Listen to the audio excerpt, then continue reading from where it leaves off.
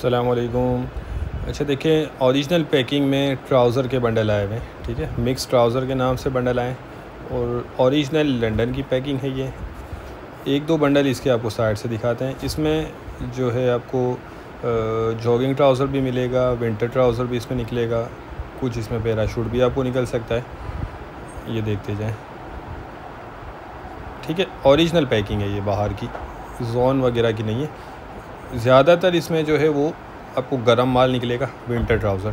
ठीक है, और 40 किलो का ये बंडल है, बहुत ही मुनासिब रेट पे मिल जाएगा। 5,000 रुपये इसके रेट हैं। तो एक और बंडल भी आपको दिखा देता हूँ, ये देख लें। अच्छा, इसके अंदर साइज़ देखें, सारे मिक्स होते हैं, सही है। और बाकी लंडे वाला माल होता है ये देख लें। इसमें प्रिंट वाले भी नज़र आ रहे हैं, ज़्यादातर सादे ही होते हैं इसके अंदर। ये एडवांटेज है कि ये ओरिजिनल बाहर की पैकिंग है, इसमें चांस होता है बाज़ों का ब्रांड भी निकल आते हैं।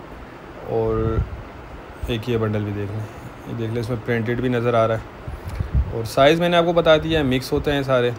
बाकी बंद बंडल है, थोड़ी बहुत लाजमी इसमें आपको गुंजाइश रखनी होगी।